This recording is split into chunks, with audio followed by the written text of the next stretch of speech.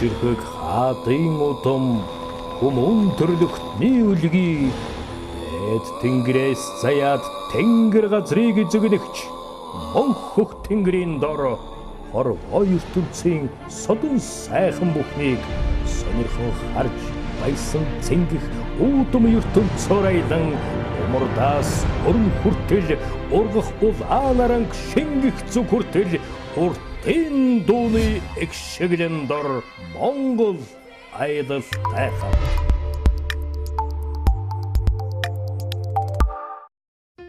Амархан сайн байцгаана уу эрхэм үзэгчтэй. Алсын аялгау PR студиэс Манжуурын тухай товчхон танилцуулга нэвтрүүлгийг үзэгч танд өргөн барих гэж байна. Тугсан суугаад сонирхон үзээрэй гэж. Манжуур бол бүгд найрамдах Хятад ард улсын Өвөр Монголын өрдөөс хорны Хөлбөмбөр аймагт орших тойргийн зэрэглэлтэй хот. Оросын холбооны улстай хиллэх хил дээр оршдог энэ хот нь бүгд найрамдах Хятад ард улсын хамгийн их ачаалтай хилийн боомт юм. Хойд талаараа Оросын холбооны улстай 54 км урттай хилээр хиллэнэ. Манжуур хот болон хоёр улсын хил дээр байдаг Авгайт арлын хойд талд Оросын Забайкальск хот оршдог юм.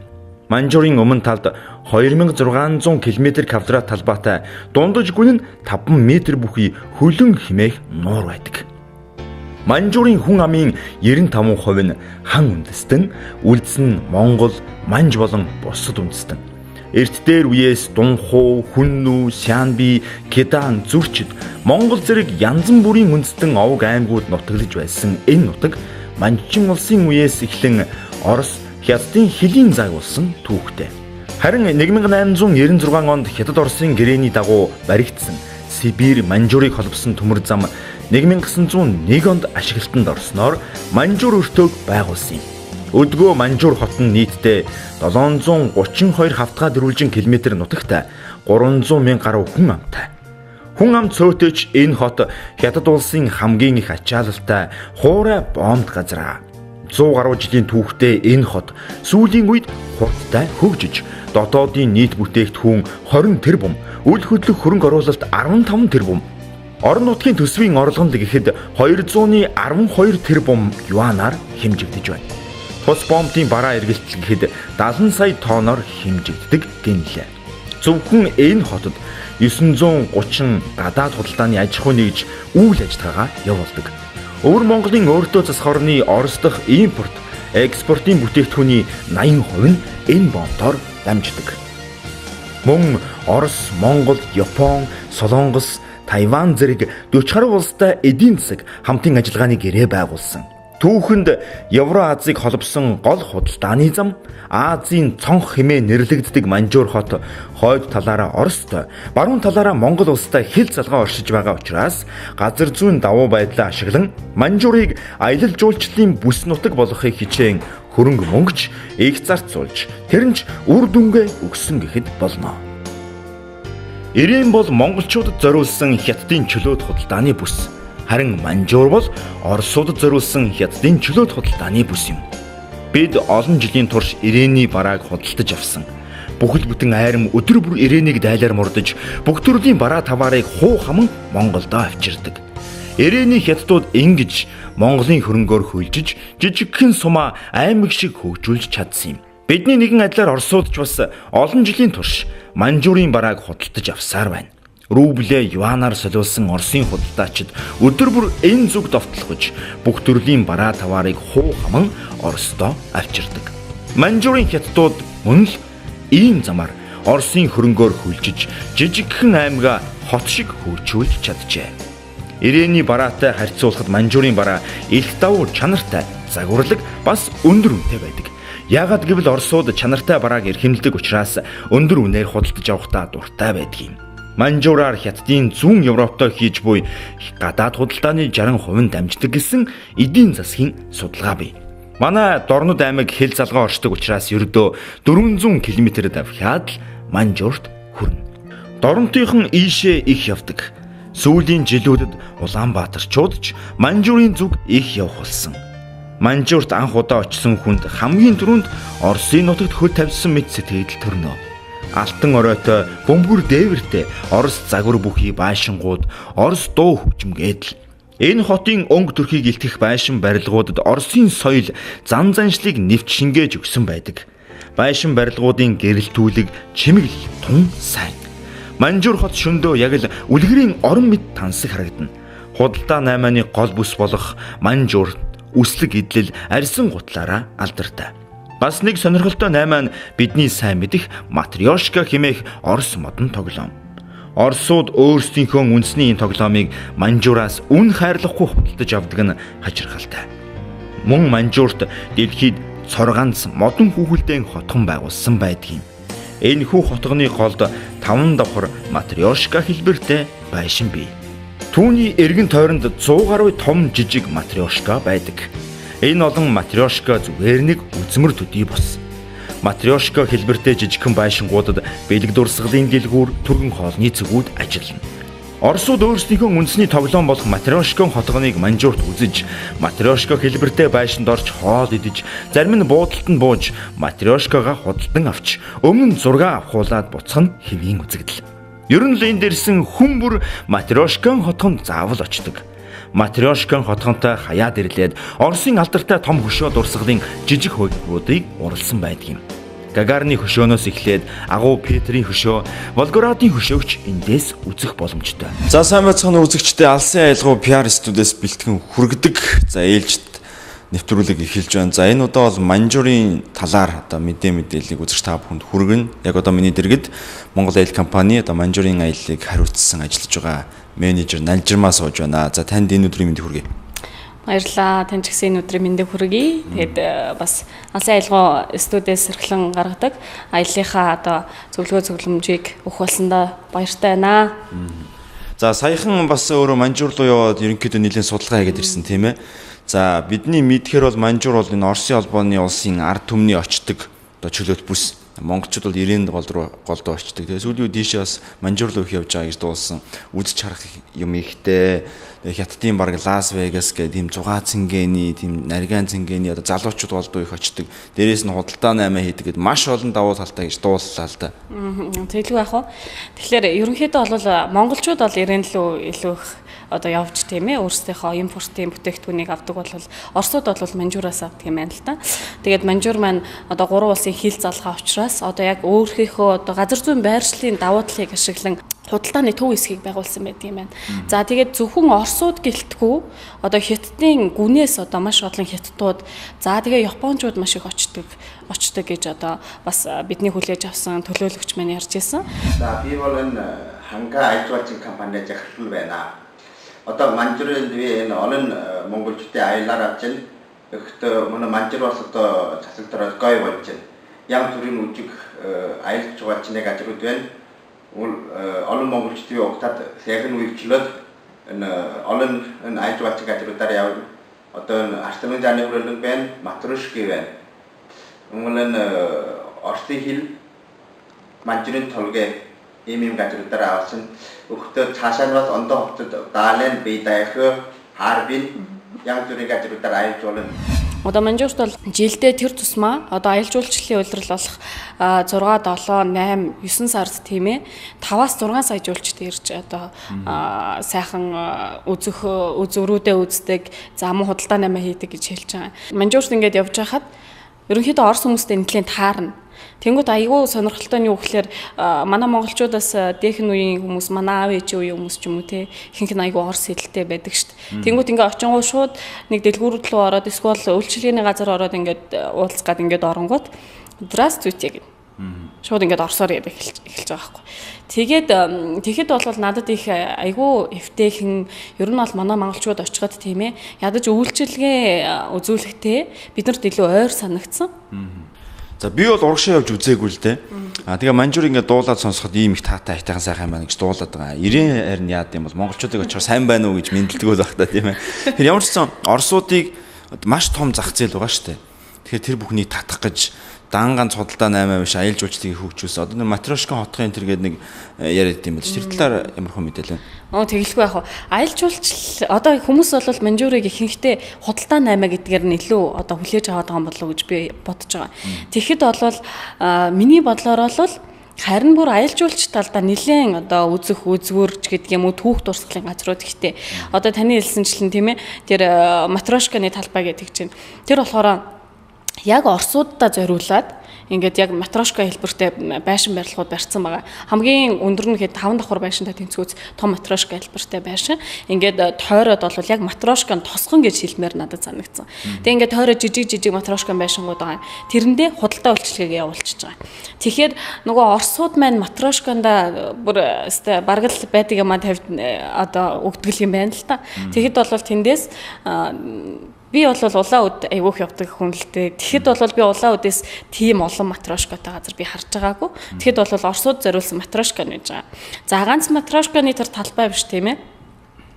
Манжурыг ерөнхийдөө бол Арслан зааны өвлөгийн нутаг гэдэг юм байна.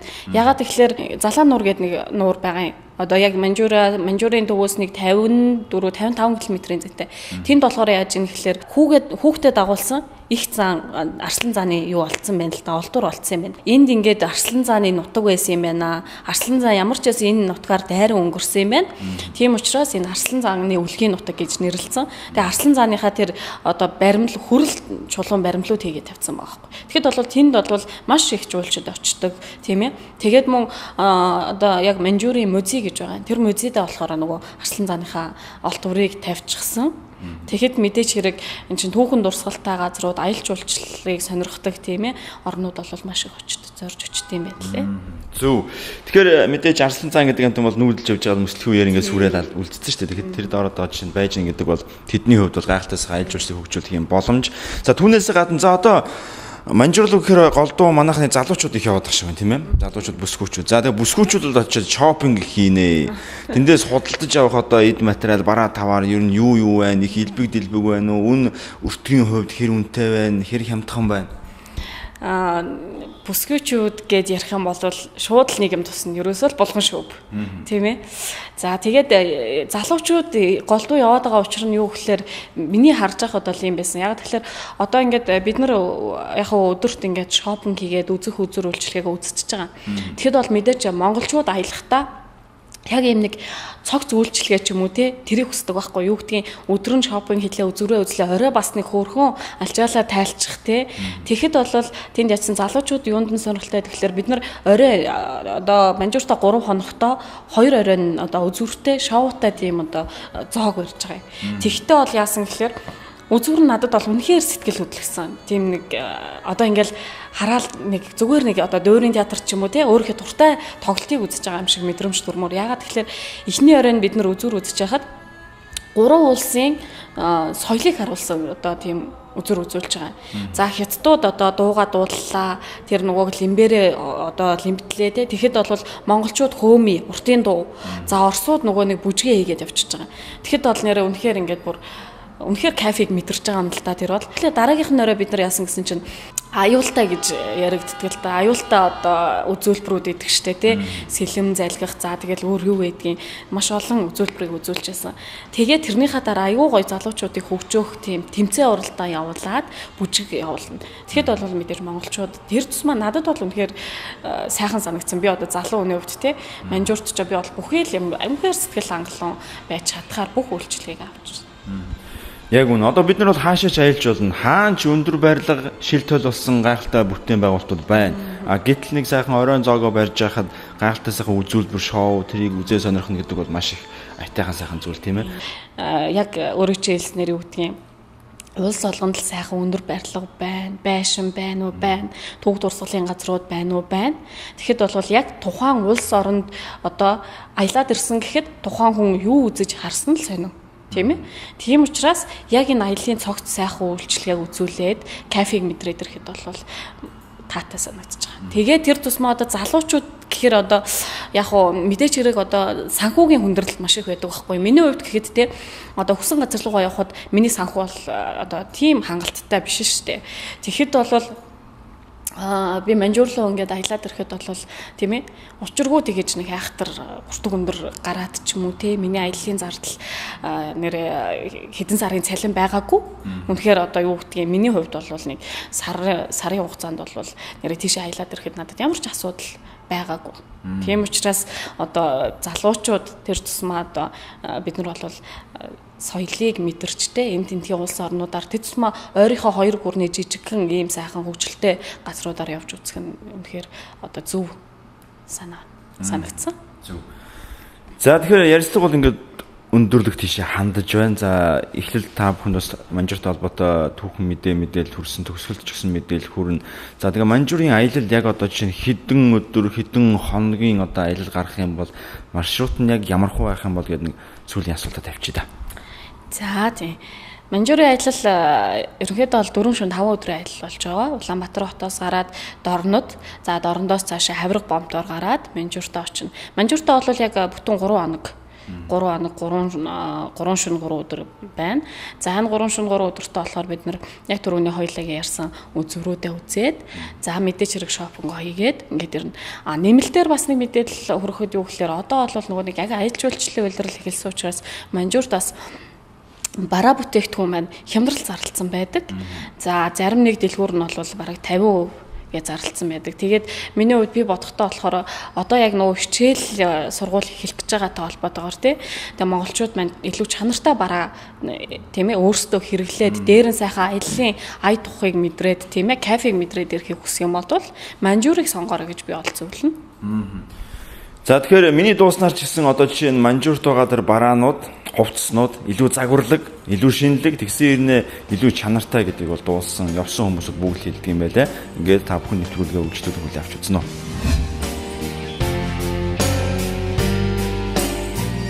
Манжурын нэрийг олон улсад гаргадаг брэнд гэж нэрлэж болох үе том арга хэмжээнүүдийн нэг нь олон улсын гоо бүсгүй шалгаруулах тэмцээн. Анх Цасан гоо бүсгүй шалгаруулах тэмцээн нэртэй зохион байгуулж байсан энэ тэмцээний цар хүрээ жилээс жилд өргөжж Хятад, Орос, монголчуудын анхаарлыг татах болсоор багагүй хугацаа үдсэн. Энэ тэмцээнд төрүүлсэн тэргүүн мис гоо бүсгүйн батламж эрдэнийн шигтгээд титэм 80,000 юан гардаж авдаг. Харин энэхүү олон улсын гоо бүсгүй шалгаруулах тэмцээнд монголчууд хэдийнээсээ өнгөлсөөр ирсэн. Миний дууснаар лав өнгөрсөн хугацаанд 6 монгол охин тэргүүн мис хүртсэн юм. Сүүлийн үед Хятадын Лас Вегас хэмээн нэрлэх болсон Манжурын тухай товчхон хэлэхэд ийм байна. Дараа нь илүү дэлгэрэнгүй мэдээлэлтэйгээр аялын дурсамж нэвтрүүлгээр уулзлаа баяртай үзэгчтэй. Нэрэ Манжур руу аялах бол Монгол аялалтай холбогдорой.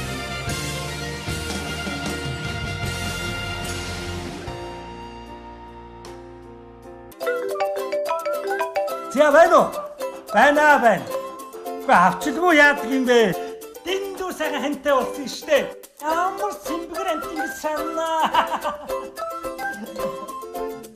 Аваач. Аваа 72 цаг хэрэглээд үз. Нэг жилийн баталгаа хугацаа, урамшуулал, гарын бэлгүүд, зах зээлээс хям дүн энэ бүгдийг санал болгож байна. Та бүхэн энэ доор гарч байгаа хаяг утгаар холбогдоод өөрөө сонгоод үзээрэй. Нүсийг Фрут центрээс авдаг болж.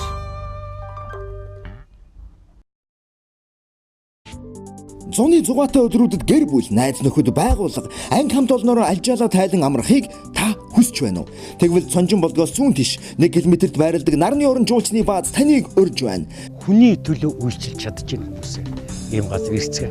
Би та бүхнийг нарны оронд ирж, нарны орон зочил гэж урих гэж байна. Манай нарны орон жуулчны бааз бол нийт одоо аялж жуулчилж байгаа хүмүүстэй бол морин аялал, за явган аялал, дугуйн аялал, за малчин айлд одоо зочлох гэх мэт одоо олон бас үйлчлэгийг үзүүлдэг ийм сайхан жуулчны бааз байна. Найрсаг үйлчлэгээ, амтд цоог, тав тухтай тансаг орчин, нэг ээлжиндээ 80-120 хүн хүлээн авах хүчин чадал.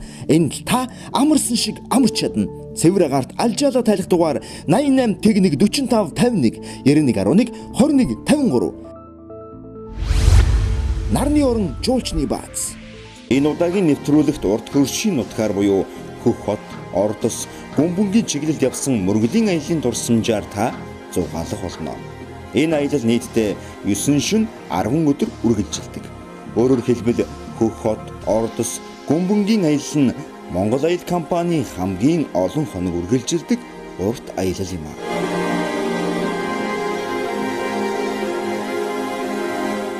Та аялахаасаа 1 сарын өмнө бүртгүүлвэл хөнгөлтийн купоны эзэн бол. Эрт бүртгүүлээд хям дүнээр аял. Монгол аялал монголчуудын аялал. Хөөх хот Ордос гүмбэнг зорих аяллаа багийнхан Улаанбаатар төмөр замын буудлаас хүн төрөлхтний бүтээсэн хамгийн аваар осол багтаа аюулгүй тээврийн хэрэгсэл хэмээн тооцогддог төмөр могоонд цуугаад урт хоолын аян замдаа гарахад бэлэн болжээ. Энэ удаагийн аялал 6 хүний бүрэлдэхүүнтэй. Энэ нь цөөн хүнтэйч аялагчдынхаа эрх ашигын төлөө тангар өргөсөн мэт ажилдаг Монгол аял компанийн уян хатан бодлогын давуу тал буй заа. Заавал хүний тоогоо гүйцээнэ гэсэн бодол тэдэнд лав үгүй. Аялагчд маань бурхны оронд очиж буян хураан урд насныхаа хилэнцээсээ ангиж ирч хойд насны жаргалаад алсан дуудаж өөрийн болоод үр хүүхэд амраг саднаа даатахаар явж буйн мэдээж хэрэг. Зөв мөргөл зөвхөн Монгол аяллаас. Замын үүдэд очин бүгд найрамдах Хятад ард улсын хил гайлын хяналтаар гарсны дараа манай аялагчдыг цааш удирдан чиглүүлж явах хүтэж болох соёлоо биднийг эрээн хотод угтаж хамт машин цун бид аян замдаа цааш хөдөлсөн юм.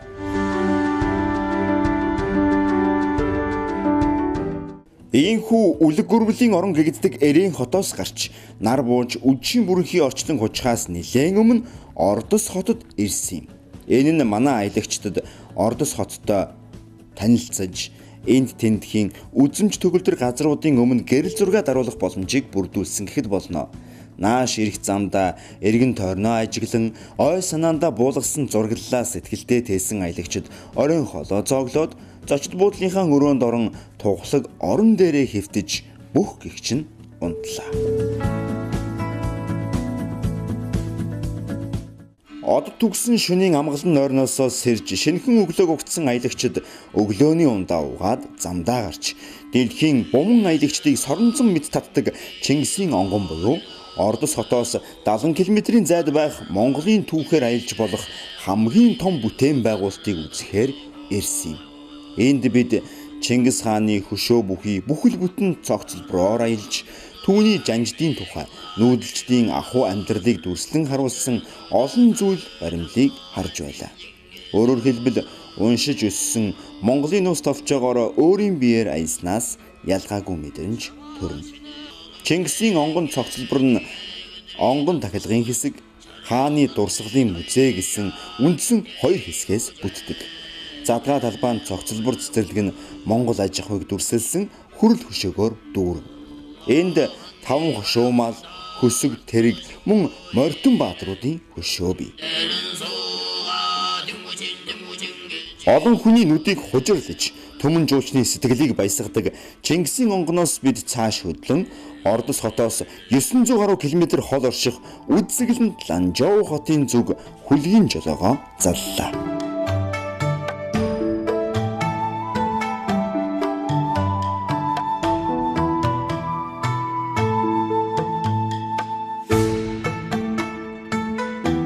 Хурдны замаар урагшилж хувьтай хүмүүс болох манай аялагчид нар ургах үедээ уралдан сүүлийн үед Эко хот, Ногоон хот гэдгээрээ алдаршаад байгаа Ланжоо хотод ирлээ.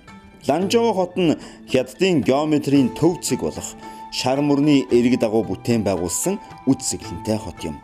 Аялагчид маань ирсэн даруйда зочид буудлынхаа өрөөнд ачаа тэшээ оруулж аян замын шороо тоосноосоо салаад Ланжоо хотоор хэсэгхэн зур зугаалж ойр орчинтойгоо танилцлаа.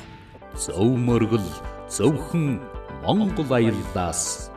Ланжоо хотод шинэ өглөөг угтаж нарны элч гэрлийн өмнөөс Монгол ёслогоо хийсэн аялагчид эрч хүчээр сэтгэлээ хөгжөн замдаа гарч төвдийн нийслэл химээдэг шинийн хотыг өнгөрч богд зонхын төрсөн нутаг Эрдний мөргөлийн орон болох Бурхан шашны 6 том хийдийн нэг Гүмбэнд ирлээ.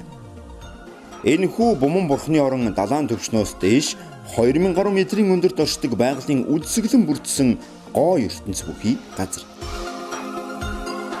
Гүмбэн хийдэд ороход хураанч авдагч Монгол хүнээс авдаггүй. Энэ нь Бурхны шашны нарийн сэжмээр төвдүүд монголчуудтай хүн холбоотой учраас тэр үз.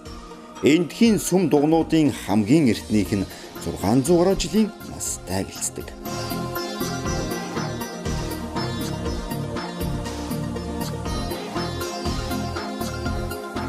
Энд ирсэн хүмүүс Бурхан багшийн нэг насандаа 8 их үүлийг бэлэгдэн бүтээн босгосон химээдэг 8 цагаан сувраганд мөргөл үлддэг. Ингэснээр өргөн олон өглөгийн эздийн гай барцдыг арилгаж, буян хишгийг арвижуулан дараа төрөлдөө Бурханы оронд төрнөө хэмээн үздэг юм билээ. Мөн сахиус тахиж, сэржин мөргөдөг жанкан хийд, үлми баттах сүм, гүмбэн хийдийн гол цогчин дугна, алтан дээвэртэй, мөнгөн суврагтай сэрсэн чимба хийдээр орж хурал номд сууж, ээж сувраганд мөргөдөг юм. Ээж сувраганд мөргснөөр хүн 3 муу заяанаас ангиж ирч, 3 төрөлдөө эхийн ачийг хариулж, сайн төрлийг олдоо хэмээн сүсгэлдэг. Ийш зорин ирэх чин сүсгт мөргөлчд унаа машин гэлгүй сарын газраас явганаар явж сунаж унан мөргөлөө үйлдсээр ирдэг хിവэрэ. Гүмбэндэлдээ Бурхны орон дээрээ сайхан байна. Мөргөл үйлдэлээ энэ гол явлаа. Сайхан байгуулт юм байна. Это олон юунд мөргөл үйлдэж явлаа. Сайхан байт юм байна. Зорж хэлсэн. Ирээ гэж өтнө бодож нэлээ бодож. Гоёл газар юм байна. Наа гэж мөрөгжөөл зүгээр юм шиг байна. Гүмбэнгээс буцах замдаа аялагчд маань эргэн Ланжоу хотод ирж, аяллаа хөтөлбөрийн дагуу Ланжоу хоттой танилцах аялалдаа орлоо.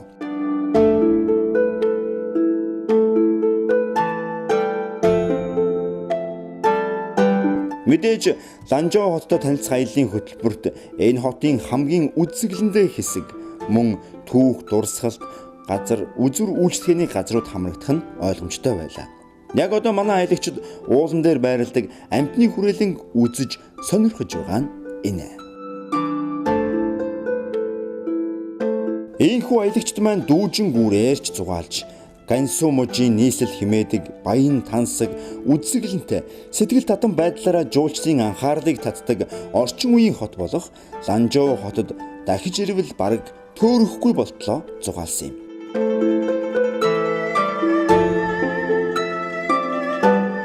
Манай аялагчдыг эргэн хөх хот руу машинтайгаа хурдан явах замд хятадын зэвсэгт хүчний хээрийн сургуультай холбоотойгоор цэргийн анги шилжилт хөдөлгөөн хийж байгаатай таарсныг үзэгч та харж байна. Бид ч хэсэг зогсонгоо тэр бүхнийг хараад цааш хөх хотын зүг хөдөлсөн юм.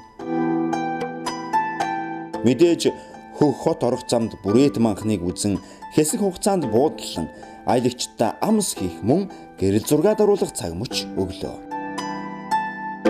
Цааш явахдаа зам дагуу эднүхтүүдийн бүтээн байгуулсан зам гүүр гээд бүхнийг ажиглан явлаа. Эндээс сурах зүйл олон бий гэдгийнч харагдаж байсан юм. Нарны гэрлээр ажилдаг замын гэрэлтүүлэг, замын тэмдэг тэмдэглэгээ гэдэл. Гэхдээ манад нарны гэрэл салхин сэнсээр ажилдаг гэрэлтүүлэг байдаг л да. Хамгийн гол нь тэр бүхнийг хийж байгаа байгууллагыг нь дэмжиж өгөх сэтгэлийн хатал засаг дүрд дутаад байгаа юм. Ийхүү явсаар бид хөх хотод ирж, аялагчдаа зочд буудалд байрлуулан, эргэн цуглаж, хөх хотоор зугаалan, төв талбайгаар нь алхаж, дэлгүүр хоршоогоор нь хэсэх гээд энэ өдөр аялагчд маань өөрийн тааваараа аажуу, тайвуу, амарч хүссэн худалдан авалтаа хийлээ. Үдшийн хэрд оройн холоо зооглоод бүгд зочд буудлынхаа өрөөнд орж амарсан юм.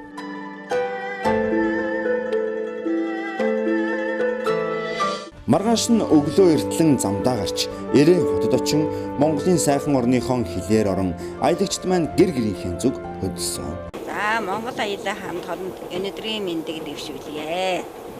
Та бүхэндээ маш их баярлалаа. Бид нар сайхан амраад буцаж байна. Богоон дотор явж байна. Ордос гүмбэнгийн аялалд яваад гүмбэнд очоод нэг сайхан аяллаа, мөргөлдөө сэтгэл бас өндөр бай. Түмэн үеэс улбаатай Остын урам цонцлог соёл төгшин Европ, хөгжингүү Америк, Азийн бар аборигенчүүдийн нутаг Австрали, Африкийн ширинг тэр дэлхийн 5 өөр ертөнцийн түмэн гайхамшигыг Монгол хүмүүдээрээ харж сэтгэлээрээ мэдэрч чихээрээ сонсох боломж гагцхүү Монгол аялалд бий. Эзэн Чингис хаан эрэлхэг цэргүүдийн хамт дэлхийг байлдан дагуулсан шиг бид аялал жуулчлалаар дэлхийг байлдан дагуулах. Монгол аялал. Монголчуудын аялал.